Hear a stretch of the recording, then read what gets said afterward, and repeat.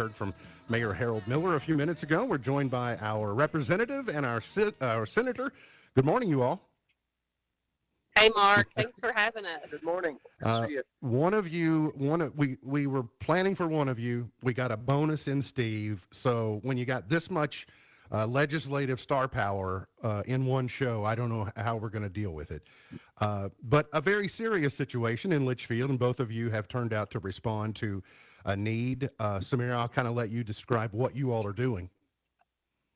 Yeah, so the Grayson County Emergency Management is out here, and so is our detention center. It's just a really community effort, Mark. Kevin, our judge, Kevin Henderson, set it all up for us, and so the state brought water for everybody if you were a Leitchfield resident on Leitchfield utilities and without water. And so I'm going to turn the camera around if I can. No? Oh, wait. Yeah, here we go. Oh, there you So go. we've got plenty of water. We've got people out here at the fairgrounds receiving the water, and we're just happy that we can be out here to help today.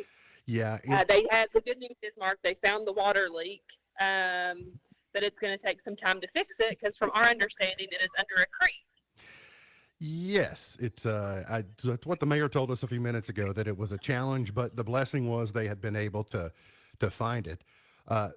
Steve, I was talking with Judge Henderson on Monday, and I just asked him, I said, hey, what's your impression of how your new emergency management people are doing? And he was doing nothing but bragging on them and their approach, not just in this case, but in several different things in fortifying their efforts. Have you been impressed with what you've seen out of the kind of the reimagined Grayson County Emergency Management?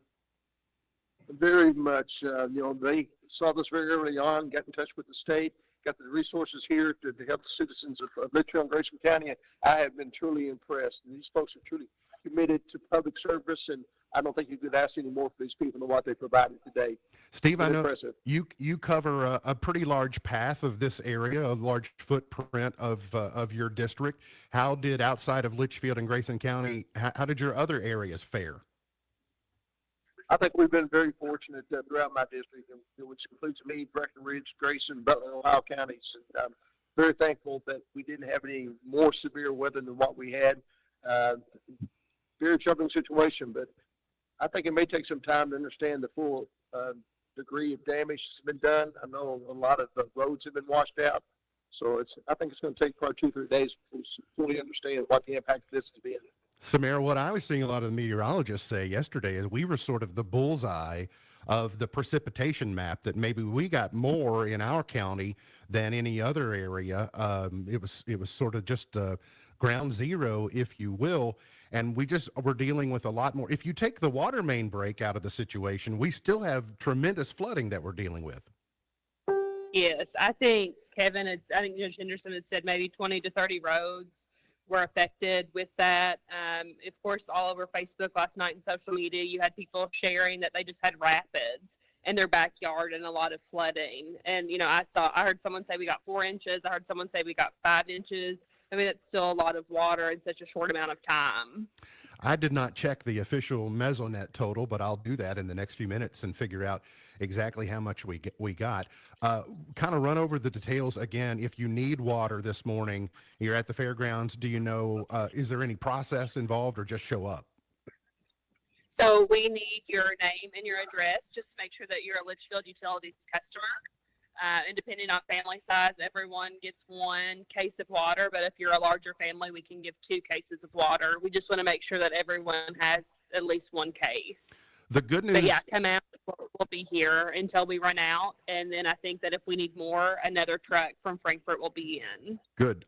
Mayor Miller said it was going to take a while to replenish the supplies in the towers and get everyone in the water towers and get everyone back up and running, but did expect this to be a day issue rather than a days issue.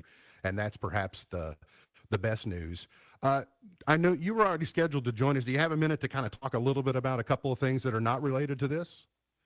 Absolutely. I know yesterday you were with several dignitaries. You both might have been, for all I know. I know you were. I saw you in the photograph at the Blue Oval training facility.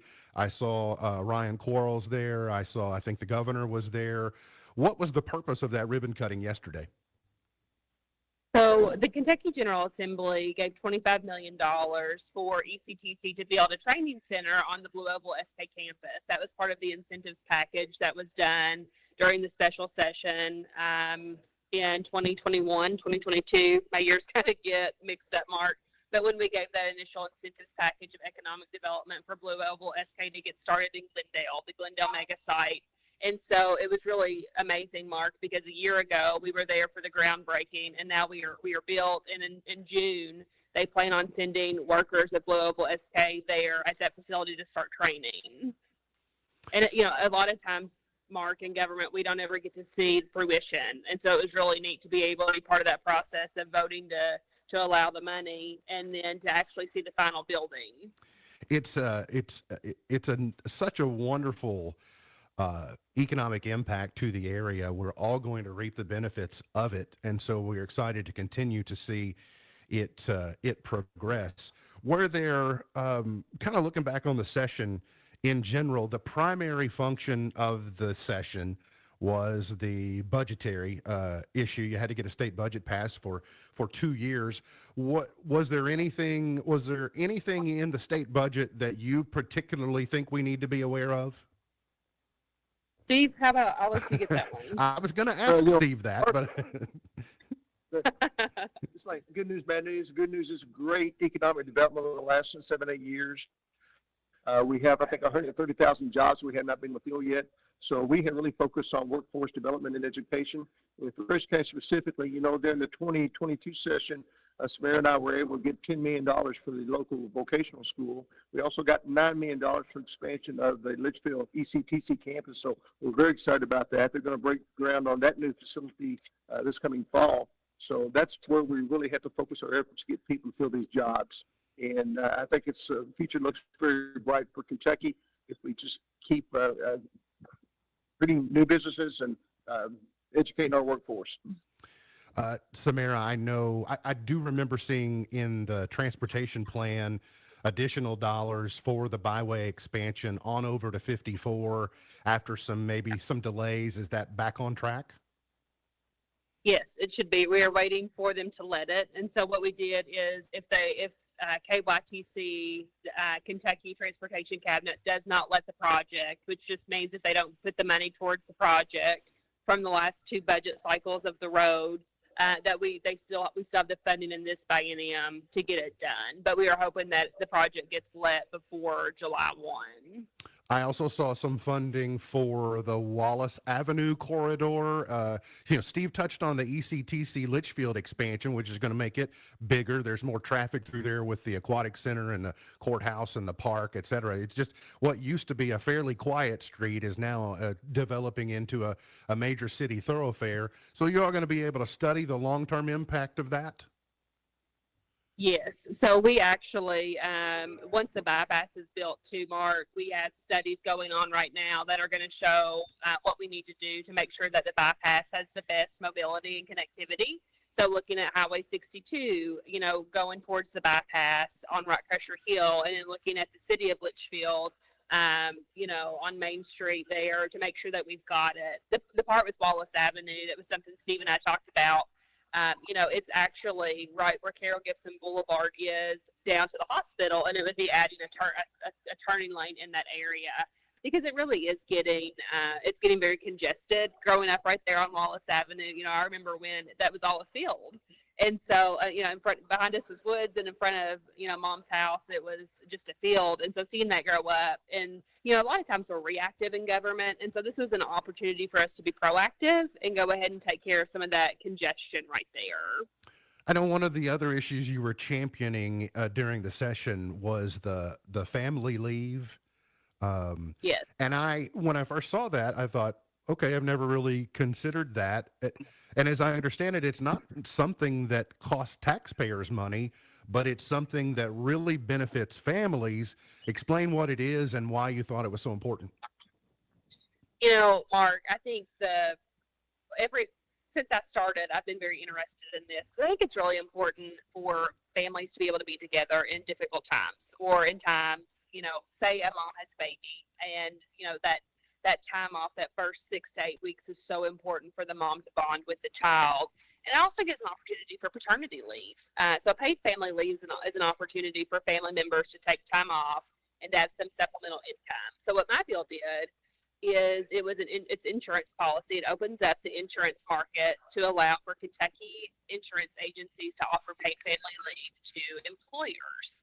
And so employers can then offer that to their employees. So it's not a mandate or anything like that. It's just another tool in the toolbox, because a lot of small businesses feel like they don't have a lot of retention because maybe bigger companies can offer paid family leave. And so through this insurance policy, it's very similar to a disability insurance policy. It would allow you to have supplemental income while you take time off. And, the market is really going to set everything up with the time and the cost. But really, there are a lot of states around us that do that. And just working on, the pro-life agenda, Mark, I think it's really important that we're wrapping we're encouraging families to take time off. And if they need to, whenever they have a child or they need to take care of a sick family member, it's really important for us to take care of children outside of the womb. Sure. Is there anything else from this legislative session that I haven't asked you about that you think people should know about? Yeah, I think I'll add something and I'll ask Steve if he wants to add anything too, Mark. So I think, one portion, we keep having really bad wrecks around the bypass intersections, Mark. And so we keep, for the last several years, we've received feedback of, putting in a stoplight or rumble strips. And, one of the safest ways to actually prevent accidents at intersections is roundabouts. And so that was something we put in the budget and the road plan to get roundabouts at the intersections. We're already going to have one at the new bypass. And Mark, I know roundabouts in E-Town, they've been a hot topic. But here's the deal: if we can save lives at these intersections where people are dying, it's totally worth it. And so we're going to be working with KYTC to make sure they're big enough for farm equipment and large tractor trailers. But in a roundabout, you don't T-bone anybody. The fastest you're going to go is 30 miles an hour, and you might get a side swipe. And so, I think that people are going to be probably cautious about it. But I think it's really, if we can save one life with it, Mark, then it's totally worth it. If you spend any time in Europe, you would realize roundabouts are everywhere you go. If you've been driving, no matter how old you are and however long you've been driving in Grayson County, you've used a roundabout your entire life. It's called the Grayson County Square. And so it's just a matter of people love them or hate them, but once you get used to them, you can see where they're very valuable. So good information there. Steve, was there anything in the session that you think that we're overlooking that people should know about? One thing we certainly want to talk about is the $10 million appropriation Samara and I got to develop a new industrial park in Grayson County. We want to take advantage of the Blue Oval situation. We know there are going to be a lot of suppliers that will be looking to be locating in this area.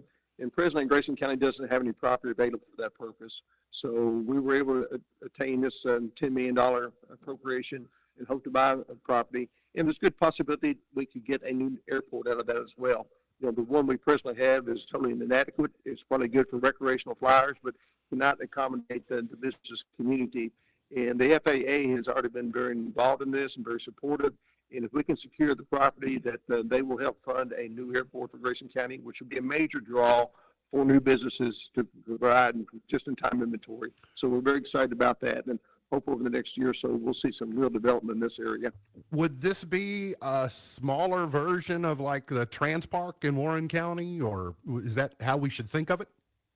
That's exactly how we should think of it. Samara and I met with the Academy for Economic Development during session and showed them the potential for this, and they were very excited about it. In their words, they said, this could be one of the greatest economic development sites in our part of the state and possibly in the southeastern United States. So it's got a ton of potential because of our location. And that's one of the strongest draws for Kentucky is where we're located within the nation. I mean, we're right in the middle of the eastern part of the United States and a great draw for companies. Hey, thanks to both of you for what you're doing this morning and for your leadership in the legislature. Stop by again. We'll see you soon, okay? Thanks, Mark. Thanks so much. That's